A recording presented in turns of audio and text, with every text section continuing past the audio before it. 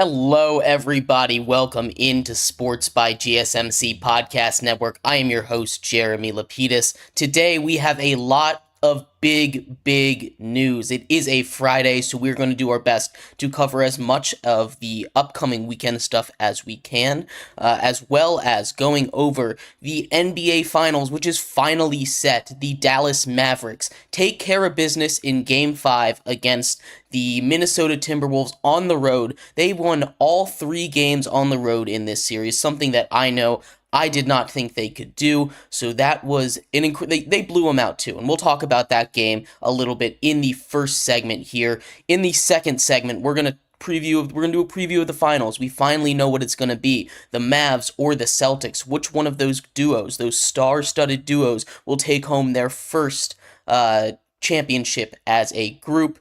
Who will emerge victorious? We'll go over that in the second segment. In the third segment, we'll take a look more at the Timberwolves and where they go from here. Their team gets a little bit expensive, and while they have a nice rising star in Anthony Edwards, some of the other contracts on there might be a little much, and we will take a look at exactly where they sit after making a deep run in the postseason. We'll then transition into hockey, talk about the Panthers taking Game 5, crucial Game 5, in the Garden to go up 3-2. We'll talk about that game and the Game 5 coming up tonight between the Dallas Stars and the Edmonton Oilers. And then we will close out our show with Friday MLB Power Rankings. It has been about 2 weeks since we last did our Power Rankings. They were done on May 15th, so it's been a little more than 2 weeks, so we'll go over what's changed in our power rankings and everything like that. But before we get into our first segment today, remember, if you would like to be an even bigger part of the show than you already are, all you need to do is go to gsmcpodcast.net, leave a tip or donation, with a message in it. That message should pop up on the bottom of the screen for you, me, and everybody else around the world of sports to see. If you do have a burning question about sports, anything at all, go ahead and leave that in the comments. I will get to it as soon as I possibly can. Appreciate all of you for tuning in and talking some sports with me on a beautiful Friday afternoon. But like I was saying, we are going to start off our show today talking about the Dallas Mavericks just destroying the Minnesota Timberwolves. This game, if you just looked at its final score, 124-103, you would say, oh, I guess they got destroyed, but it wasn't like that bad. 20 points, maybe there was a run at the end. It was awful. 20 points makes it look like it was closer than it was, and that's saying something, especially for a series where every single game before this one had been decided by less than 10 points, and all but one of those games had been decided by one possession. So you had 3 out of 5 games in this series get decided by one possession, and the one that sends this series out, what was really a super exciting series to watch in every single game, is this dud of a game where Luka comes out strong and he scores 20 points in the first quarter. He could not miss, and that's really what it comes down to in this game. Luka and Kyrie both could not miss. And for a Timberwolves defense that was probably the best in basketball, they did not have their best game.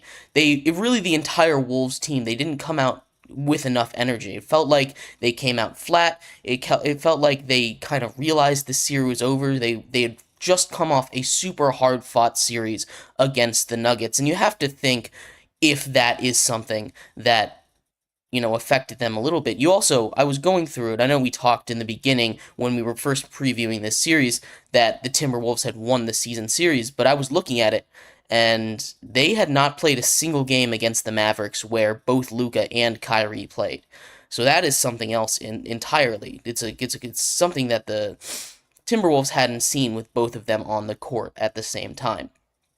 So, taking a look at what this series meant overall, we saw Luka Doncic really assert himself as de facto number one number. You can make an argument that he's the best player in the world right now, like a lot of people are. I think that's recency bias. I think that title still goes to Jokic, but it really established him as number two in the NBA. At least he is incredible. Everyone, it shines as ridiculous as it might sound to say. He was a little bit underrated beforehand. There wasn't the national spotlight on him of, oh, he is just unstoppable, which he is, and now he's finally getting that recognition for the Timberwolves in this game. Cat had a good game, which when we were talking about this game heading into it, that was, the big question. Hey, is Cat going to be able to have a good game? And he did. He had himself a very solid game, and so did Anthony Edwards. They both were pretty solid, pretty okay efficiency as well. Karl Anthony Towns puts up 20 shots, but 28 points. Anthony Edwards also with 28. They're relatively efficient 28 points for both of them. But it just wasn't enough on a night where Luka was just getting whatever he wanted. Him and Kyrie Irving combined for 72 points. 72 points on their own. That is not a recipe for success if you have two players combining for 72 points. And at some point you just kind of have to realize there's nothing you can do. And I feel like that happened after the first quarter. They saw Luka wasn't missing it, and really another thing, in the middle of that third quarter, they went a stretch of, I believe, 4 or 5 minutes where they didn't score a single basket.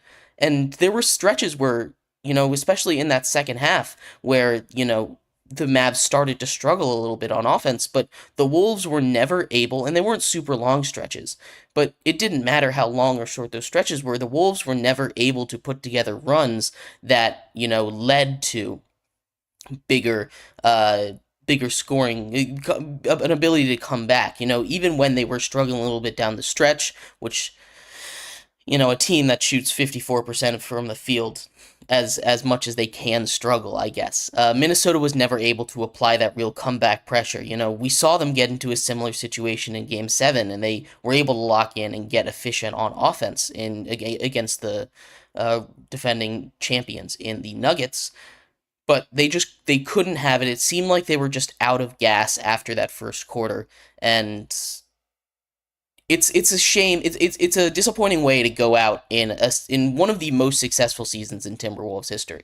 You have to. We're going to do a deeper dive into where the Timberwolves go from here. But looking at this season before we get into that, it's the first time they won a series since the Kevin Garnett era, which was 20 years ago. This was a very successful season for the Timberwolves overall, and we'll see if this is something that they can keep up into the future.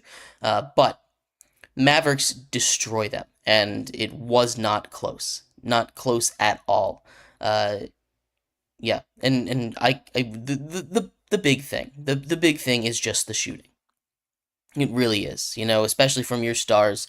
We can talk all day about, the presence of Luka and the lack of defensive intensity from the Wolves, but it really is just the shooting. They were able to make all their shots. I believe Kyrie and Luka's true shooting percentage was around 60%, and it kind of just took all the wins out of the sails for the Minnesota Timberwolves, and they weren't able to get that kind of belief, that swagger back in and get them going again. So overall, it was a fun series. It might have been a short series, but it was a series that came down to the wire in just about every single game. So very cool to see, again, both young teams. Mavericks moving on. We'll talk about what their chances are against a super team in the Celtics coming up in our next segment here on Sports by GSMC Podcast Network. But yeah, stick around for that. We will be right back on Sports by GSMC Podcast Network. I feel like I'm losing my mind. Everybody in the world. Give me a sign, a sign.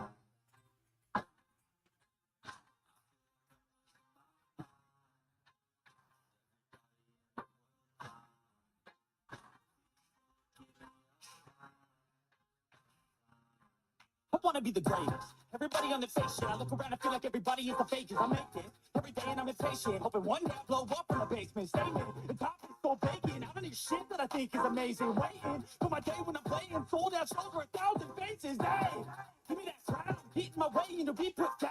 It ain't replaced, I'll get my town. If I want that shit, then I'll get it right now. I'm losing it, the music fits, I'm losing shit, it's stupid if you choose to live, but choose to dip, you choose to fight, or lose your grip and lose a gift. Oh! Losing my mind. Everybody in the world.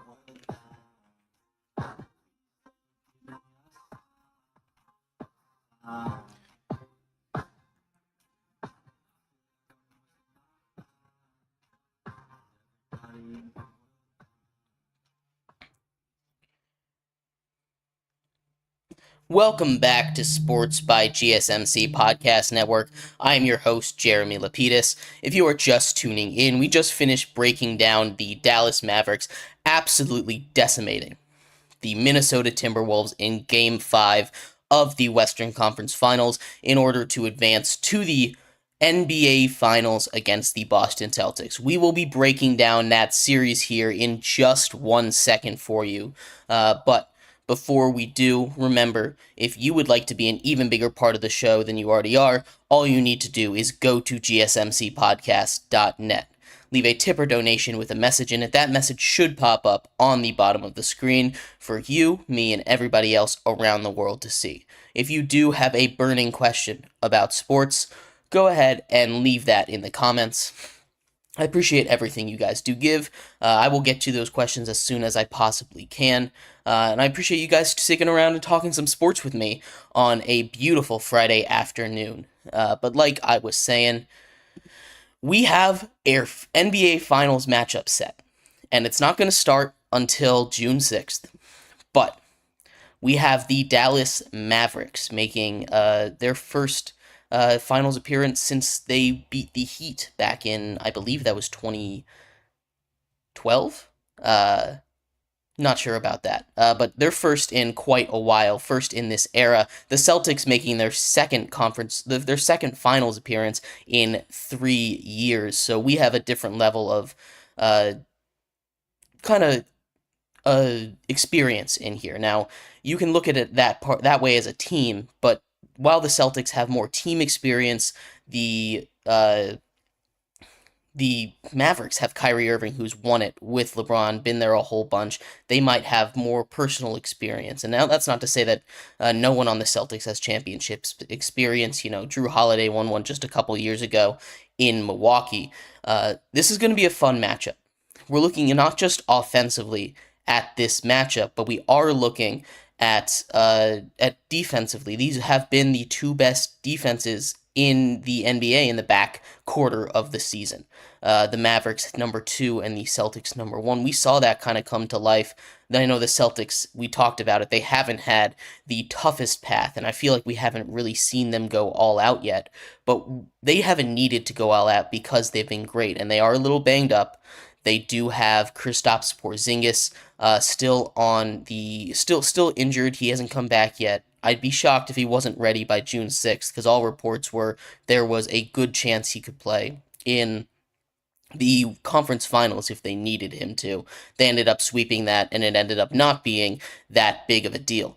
But adding Kristaps Porzingis back down low, going up against Lively and and the Mavericks guys down low in Derek Lively and Daniel Gafford. You know, the way they were able to terrorize Rudy Gobert down low.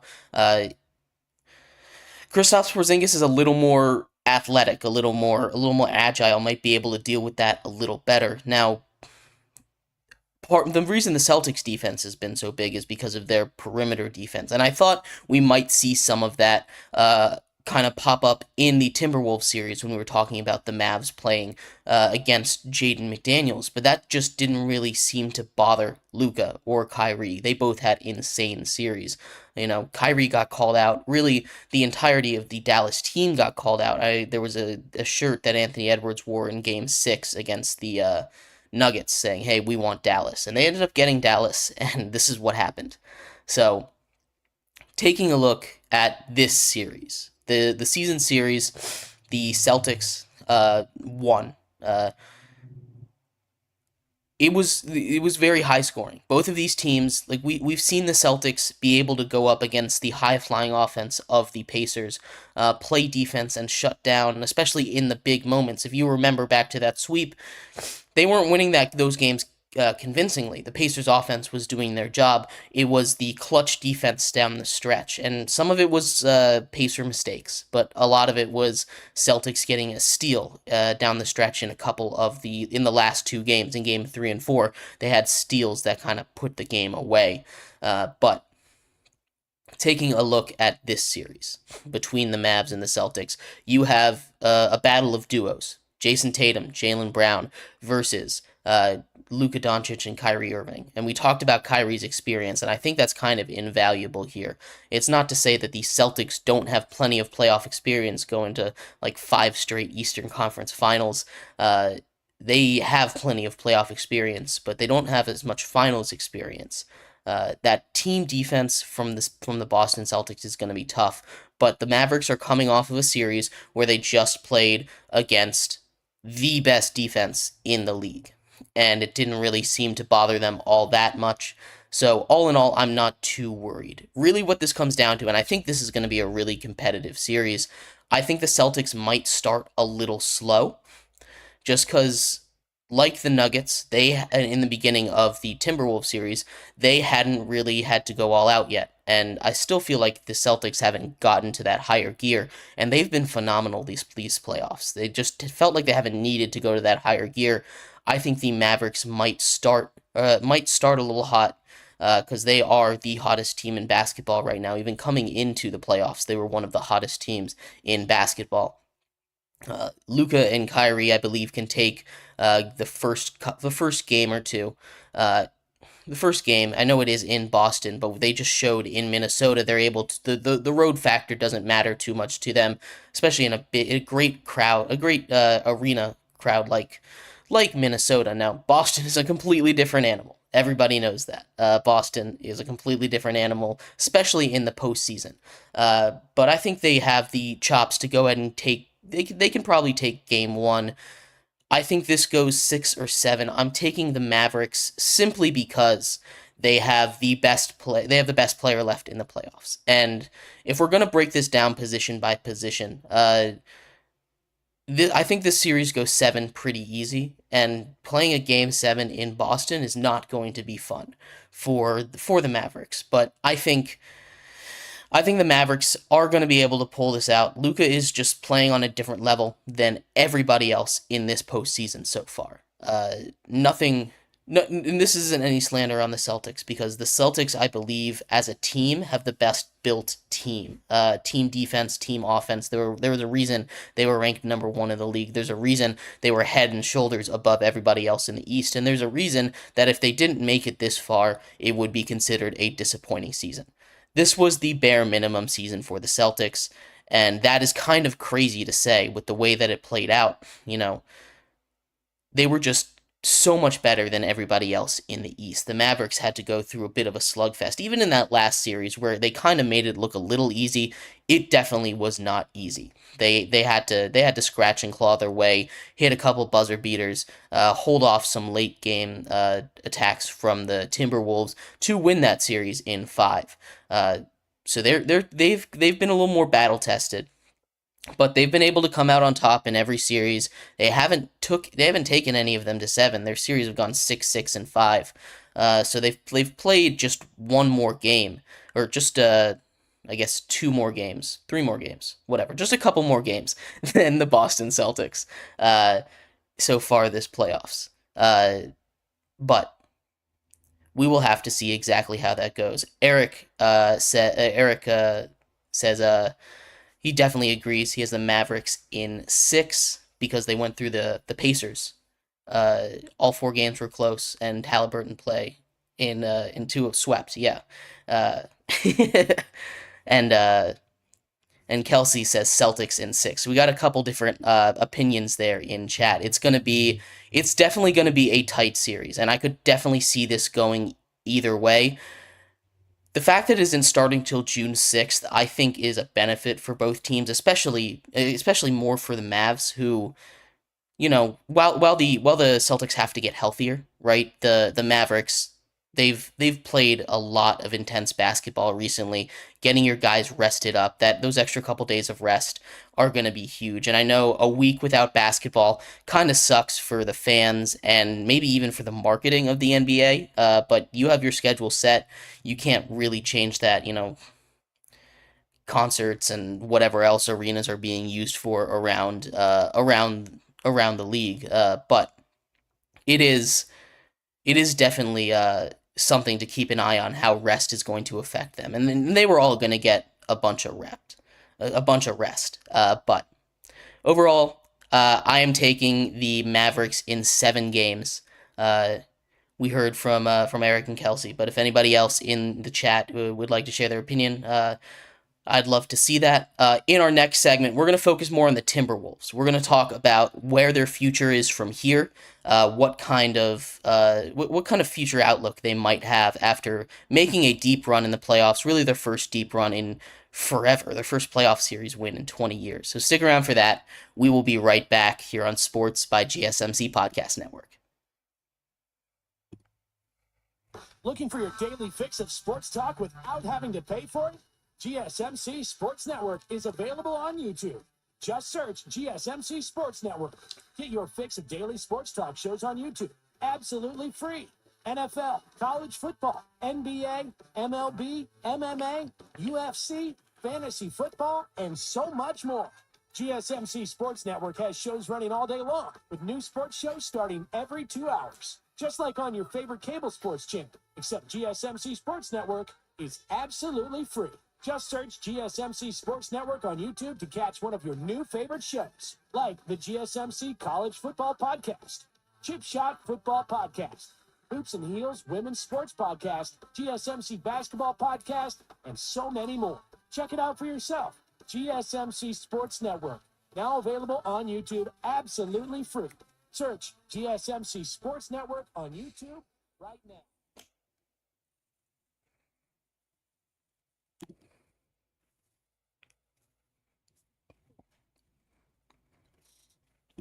Welcome back to Sports by GSMC Podcast Network. I'm your host, Jeremy Lapidus. If you are just tuning in, we just did a finals prediction for the NBA Finals between the Dallas Mavericks and the Boston Celtics. I had the Mavericks taking it in 7. We'll do a deeper dive into that series just a couple days before it kicks off, about a week from now. So maybe next Friday, we'll do another deep dive into that series. In our first segment, we also talked about the Game 5 that sent the Mavericks to the NBA Finals to take on the Celtics. They absolutely destroyed the Minnesota Timberwolves. In this segment, we are going to talk about those same Minnesota Timberwolves, finish off our NBA coverage for the day. We're going to talk about the Timberwolves, where they go from here, if they can repeat this success in future seasons, and what really a future outlook map for them kind of looks like. But before we do, remember that if you would like to be an even bigger part of the show than you already are, all you need to do is go to gsmcpodcast.net. Leave a tip or donation with a message in it. That message should pop up on the bottom of the screen for you, me, and everybody else around the world to see. If you do have a burning question about sports, anything at all, go ahead and leave it in the chat. I will get to it as soon as I possibly can. I appreciate all of you for sticking around and talking some sports with me on a beautiful Friday afternoon. But like I was saying, we are going to finish off our NBA coverage today talking about the Minnesota Timberwolves, their path to where they got, and what their future looks like. So breaking down how they got here, obviously they trade for Rudy Gobert a season or 2 ago. Kind of looks like an awful trade after everything goes down the dumps last season. They rebound this season, look more like the team we expect them to. Anthony Edwards obviously has his coming out party in the playoffs, takes them all the way to the Western Conference Finals. I talked about in previews before how this is the first time they won a playoff series since the Kevin Garnett era, nearly 20 years ago. It's been a very long time since Minnesota basketball was this successful. And it seems like this is a team. It's a very young team. They've had a lot of people still locked up, still under contract that can continue going forward and being successful. But their one hitch in that is that they get expensive next season. And I know this is a little less exciting, but Anthony Edwards' extension kicks in. His all-pro selection, he gets that bonus. Jaden McDaniels' extension kicks in. You have that Rudy Gobert contract, which is expiring soon. And then you have some important pieces like Mike Conley, who is a free agent. Some of these guys are going to need to get paid.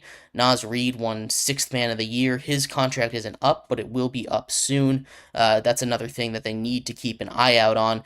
The Timberwolves, while they are still an incredibly young team with with a great outlook for the future, if you take a look at them compared to the Mavericks or the Celtics or the Pacers, the other three teams in the conference finals this season, I don't feel as confident in their ability to get back here as the rest of them.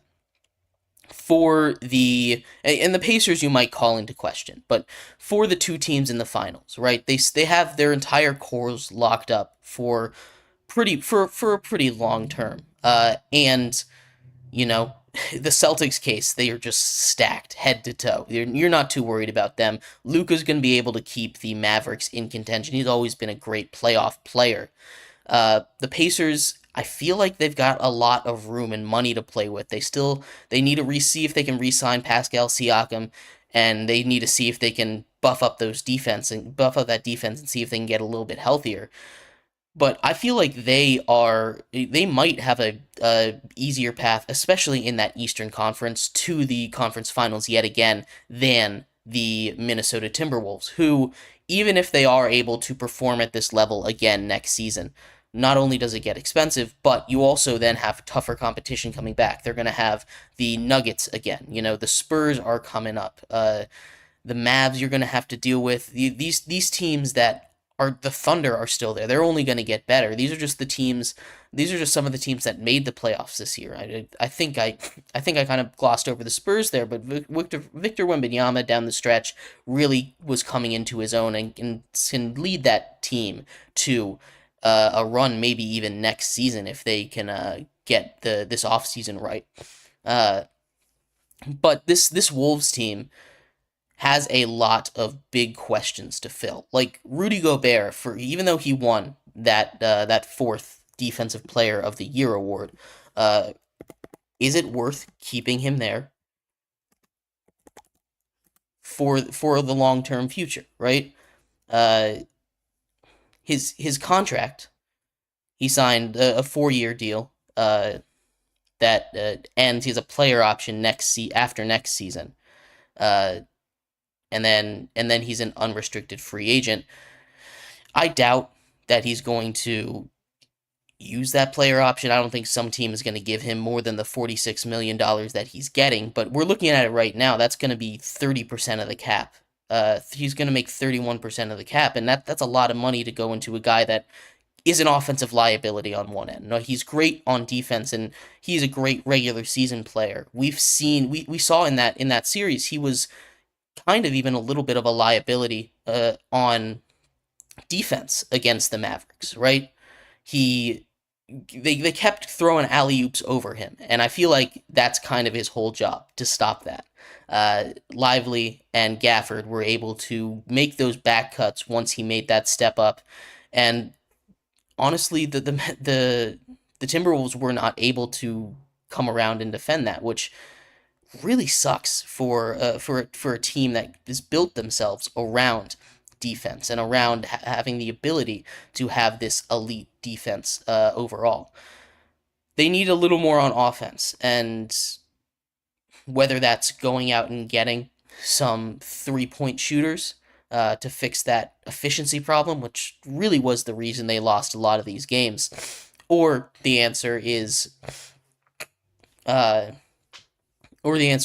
keeping that team together. Like I said, Mike Conley is a big part of that. Maybe you can get a point guard, let him walk, get a point guard that can give you a little bit more on the offensive end, but they will lose some defensively if they let a guy like Mike Conley walk. This team is going to look a little bit different next season, and I'm just a little concerned that this might be, especially in a super competitive Western Conference, that this might be their pinnacle season. And I think that might be a little crazy to say with how young and inexperienced Anthony Edwards and the rest of this team is as far as playoff runs go. They'll learn from this mistake. They'll learn from the mistakes they made in this postseason, and postseason experience is an important thing, but Cat as your number two, I don't think he can really be trusted in the playoff games with how inconsistent he is. And I think Cat's a great player. He has the ability to go for 60 on any night, but also he makes some boneheaded plays on the court. I've seen him make some of the stupidest decisions in these entire postseason, and he's not really at that age. I know Anthony Edwards made a couple of bad decisions, especially down the stretch in this series. But he's super young still, so he has a little bit of that excuse. Karl Anthony Towns has been in the league for quite some time and doesn't really get that benefit of the doubt anymore. He shouldn't be making some of these decisions that he is making. So he doesn't really strike me as a guy that can continue to be a number two option on a championship team, as good as he is. And he has the potential to be that. But if you're leaning on him every single night, you just can't depend on him to always show up and always be there for your team when you need him to be there the most. So I am a little concerned about the future of this Timberwolves team. Now, it's not all doom and gloom. They're going to be good. They're going to make the playoffs. They're not, depending on how much the salary goes up, they're not going to be in too much money trouble, but they're just not going to be able to add too many players because they're kind of skirting the line with going on into the second level of NBA contracts, the way that the cap works. But we'll see what happens, how much the cap goes up if they are in that second echelon. But we're going to move off of basketball here, move into the world of hockey. We've got a hockey game tonight. Game 5, the ever-important Game 5 in a 2-2 series between the Dallas Stars and the Edmonton Oilers, as well as breaking down the Game 5 that happened yesterday between the New York Rangers and the Florida Panthers. That saw the Florida Panthers take a 3-2 lead on the road in the Garden. So we'll take a look at both of those games, little preview of the weekend in the NHL. So stick around for that. We will be right back here on Sports by GSMC Podcast Network.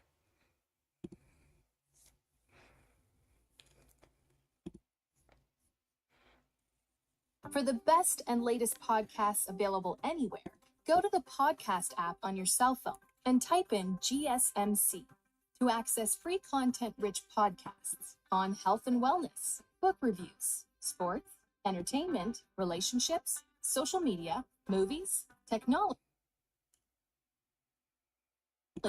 finance, and even weird news. Subscribe and download the GSMC Podcast Network's family of shows, available everywhere podcasts are found.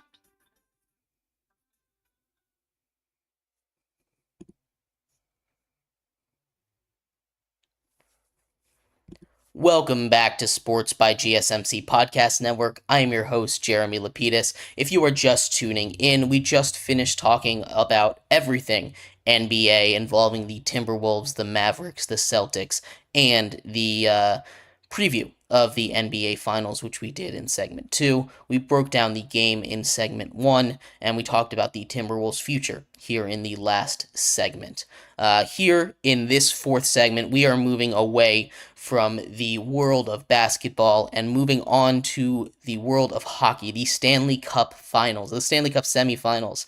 We're going to talk about both games. We're going to talk about the preview of Game 5 between the Oilers and the Stars, and we're going to talk about the review of the game between the Panthers and the Rangers that saw the Panthers take a 3-2 series lead in what was really a kind of crazy game. But before we get into that, remember, if you would like to be an even bigger part of the show than you already are, all you need to do is go to gsmcpodcast.net. Leave a tip or donation with a message in it. That message should pop up on the bottom of the screen for you, me, and everybody else around the world to see. If you do have a burning question about sports, go ahead and leave it in the comments. I will get to it as soon as I possibly can. Appreciate all of you for sticking around and watching talking some sports with me on a beautiful Friday afternoon. Once again, that link is gsmcpodcast.net. But like I was saying, we are going to talk about hockey in this fourth segment of ours here today. We saw the Florida Panthers take a crucial Game 5. And Game 5 in any 7-game series, hockey, basketball, the winner of that wins 80% of the time. So these Game 5s are super important, at least mathematically, for who is going to advance to the Stanley Cup Final. The Panthers take Game 5 in this series. And really, they've been the better team. Just straight up, they've been the better team. The Rangers have been able to keep it close with behind goaltending, really. There was an empty net goal in this game. It's a 3-2 game overall. The Rangers, it was a 1-1 game. Rangers pull their goalie. Then they give up that empty net. It was a 2-1 game. They pull their goalie. Rangers give up that empty net goal. They are able to get it back within one with less than a minute to go, but they were unable to finish up that comeback. The Panthers, just like I said, they've been the better team. They've been able to control the 5-on-5s, and penalties have really, really been a killer for the for the Rangers. And they did score a shorthanded goal. It's something that they've done quite a bunch in this playoffs, kind of more than they should be, but that's because they've just been in the box way too often. Their penalty kill has been great, but they shouldn't have to be out there so often. It's been very physical. Every single series that they have played has been incredibly physical. Even the sweep over the Capitals, they were very physical, getting in the box. At some point, I mean, in this game, you take 4 penalties.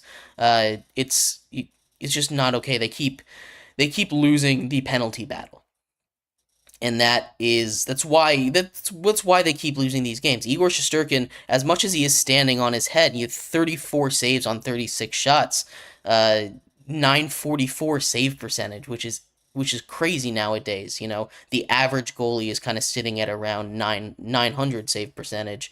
But Sergei Bobrovsky on the other end, that's really what this series was, a battle between goaltenders, and playoff Bob shows up in the playoffs. Big Bob, playoff Bob, he's done this now 2 years in a row where, you know, the Panthers, they made that incredible run to the finals last season, and now they are looking like they might be able to do it again. 2 years in a row. It's a lot of hockey, a lot of wear and tear on these guys, but it's really cool to see the ability to bounce back from a brutal loss in the finals last season and keep that momentum up and keep playing. It's not easy to do, especially in the sport of hockey, and a lot of that comes down to, you know, their physicality, especially the way they play. They're so physical.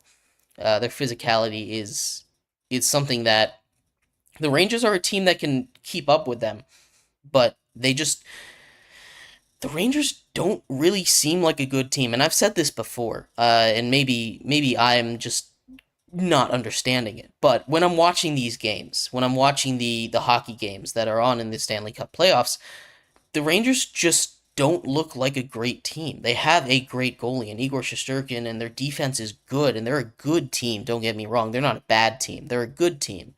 But nothing about them screams great. There's no great offensive weapon that I can look at and be like, oh, he's got the puck, you better be careful. There's no defense. There's no way the defense is playing that makes me think, oh my goodness, it's going to be tough to get a shot on these guys. You take a look at the shot numbers. They're giving up like almost two-thirds. They're giving up about twice as many shots as they are taking on shots on goal, at least. it's all been down to Sergei Bobrovsky, who is it's all been down to Igor Shesterkin, who has been wonderful in this playoff run. And you cannot have a successful playoff run without a goalie. You just can't. But I would like to see some more 5-on-5, and really the one thing I would like to see for the Rangers to win this, to come back and win this series, is just to stay out of the penalty box.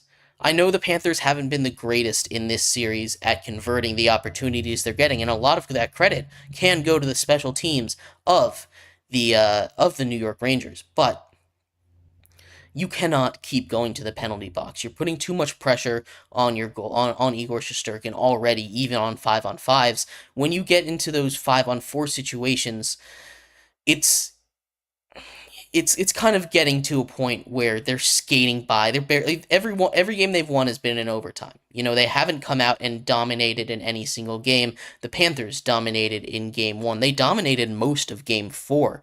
Now I know that game went to overtime as well, but they for a large chunk of that game were, especially second period on, they were pretty much in control.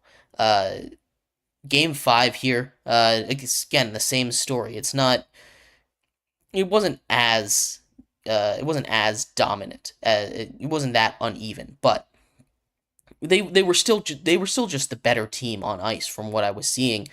I need to see New York play with fire, and this is going to be their first elimination game that they're facing facing this postseason.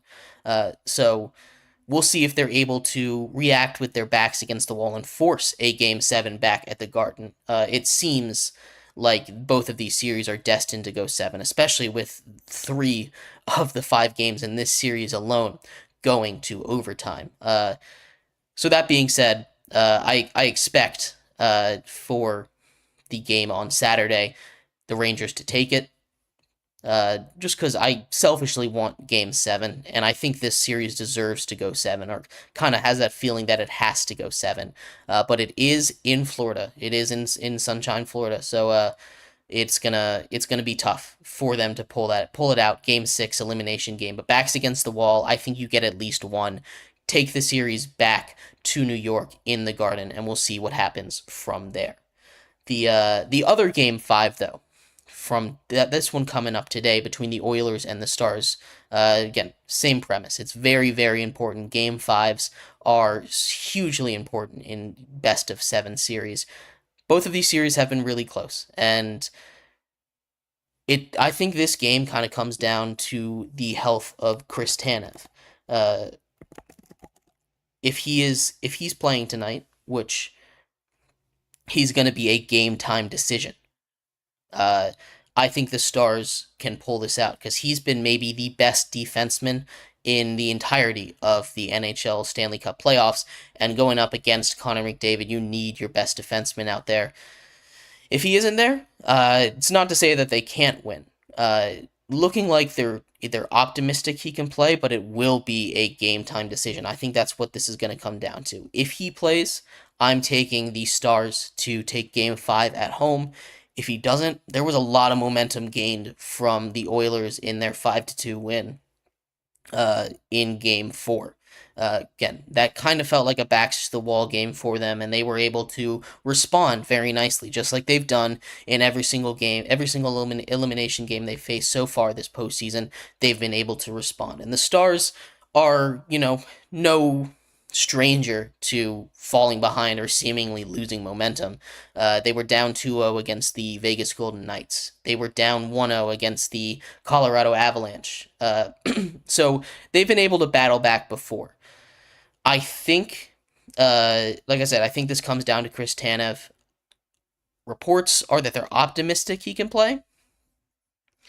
That's the most recent report, so I'm going to take the Stars in a close one. But again, if he doesn't play, I think the Oilers are going to take it. So we'll have to see what happens in that game. Game 5 is tonight. Game 6 is on Sunday. We will break all of that down. Maybe even have a Stanley Cup Finals matchup for you on Monday. World of Hockey is the hockey playoffs, the Stanley Cup playoffs are coming down to the wire, and we'll keep you updated on everything going on there here on Sports by GSMC Podcast Network. But in our fifth and final segment here today, we are going to move on and talk about some baseball. We're going to do our bi-weekly power rankings. It has been just over 2 weeks. It's been 16 days since we did our last power rankings, which was on May 15th. It is now May 31st, so we will go over that coming up next here on Sports by GSMC Podcast Network.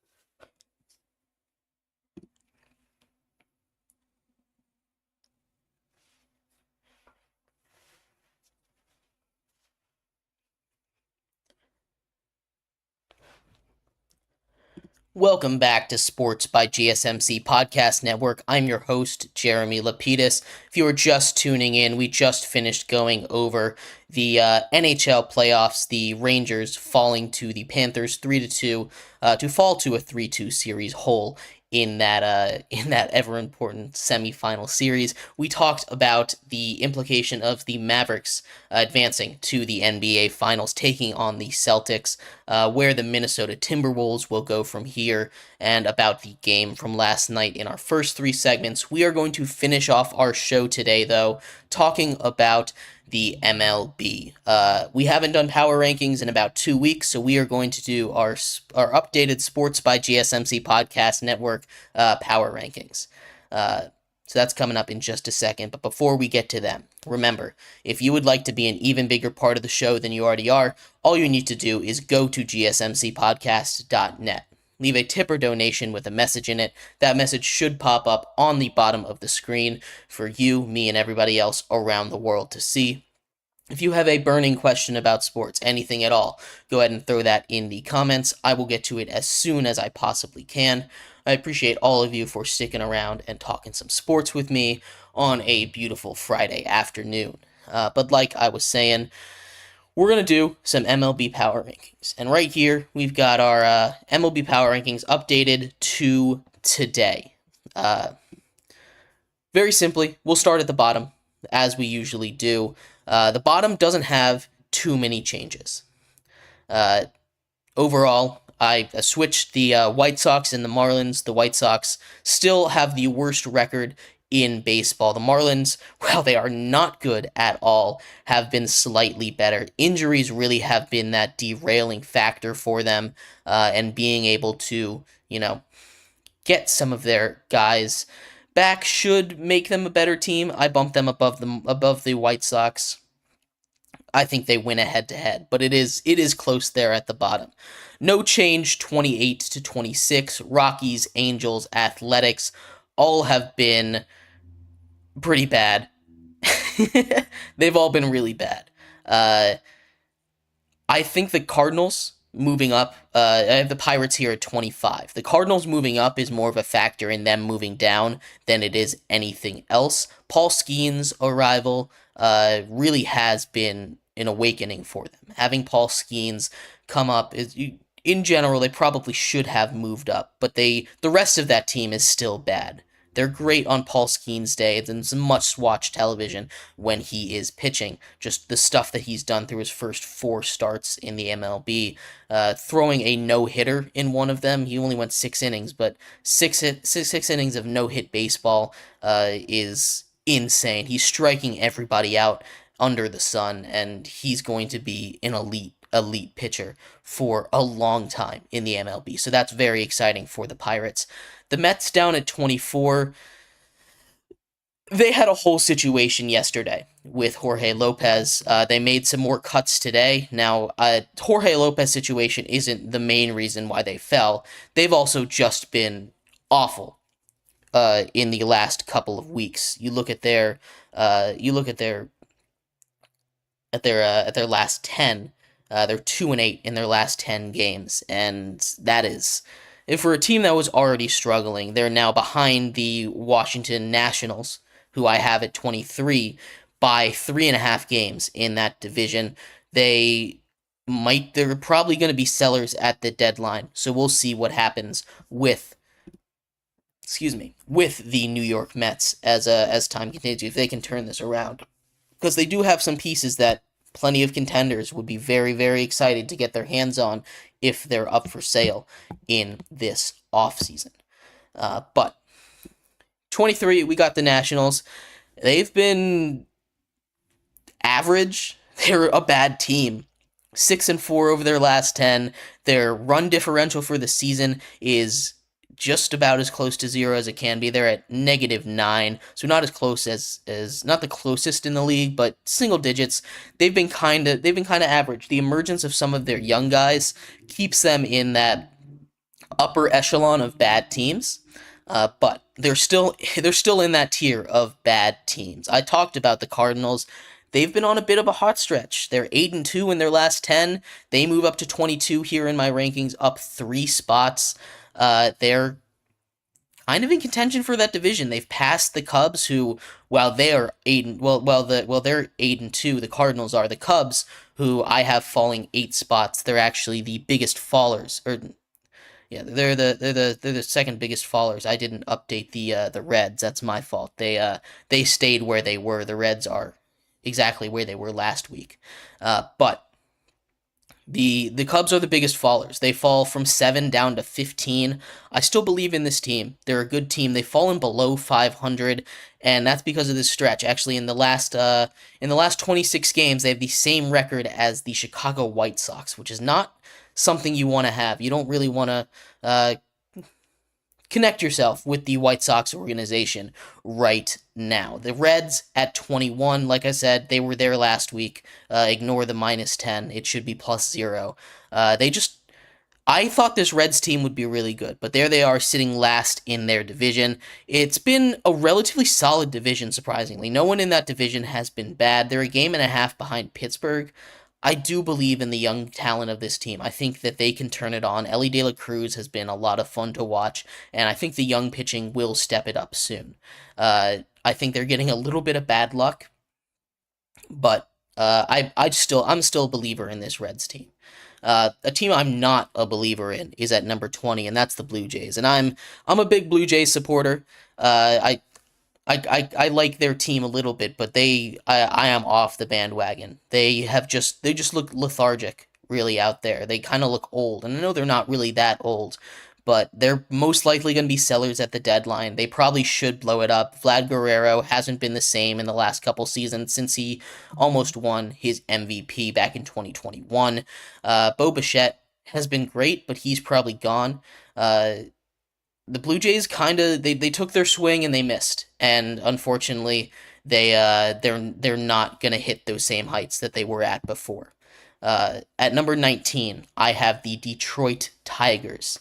The Tigers, who in a pretty solid AL Central, they are 500. They're trailing the Guardians, the Royals, and the Twins, who I all have in my top 10. So it's been a really solid division up there. Detroit at 500. It's really everyone is kind of close in that division besides the Chicago White Sox, who are down there with the worst record in all of baseball. But the Tigers, after that hot start, just kind of have been they've been really cooling off. They haven't been great. They got some great pitching, but their batting hasn't. Their hitting hasn't quite been able to keep up with that level that they showed at the beginning of the season. At number 18, I've got the Diamondbacks, who have had a really disappointing season after making a run to the World Series last season. I still think they'll be able to turn it around, but their pitching has not been there, which is a little bit of a concern. The Astros at 17, they just continue to climb. Third in their division now, 5.5 games back of the lead. They're still under 500, but they're starting to go back to the Astros we know. They're within striking distance of that division lead now. Rays at 16 again. Kind of the same situation with the Blue Jays. They've lost that voodoo magic that they had. They're 3-7 in their last 10, and they just have not looked like the Rays team that we know that we know they are. We talked about the Cubs already. They're at 15. I've got the Red Sox at 14. They're just so average. Like, when they're good, they're 500. When they're bad, they're 500, and they're just so average. You got to put them right in the middle. So I've got them there at 14 on my list. Rangers at 13. They have been better. Still not great, but they're getting better. The bats are starting to wake up. The Giants, on the other hand, who I have at 12, are the biggest risers in my mock draft. They are 7-3 in their last 10. They've jumped to second. They're tied for second in that division with the Padres, who I have just one spot ahead of them at 11.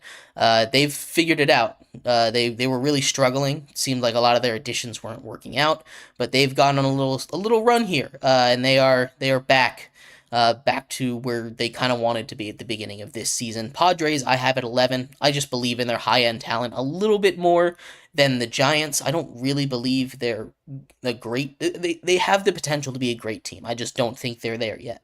Now we hit a couple of those AL Centrals. Top 10. I've got the Twins at 10 and the Royals at 9.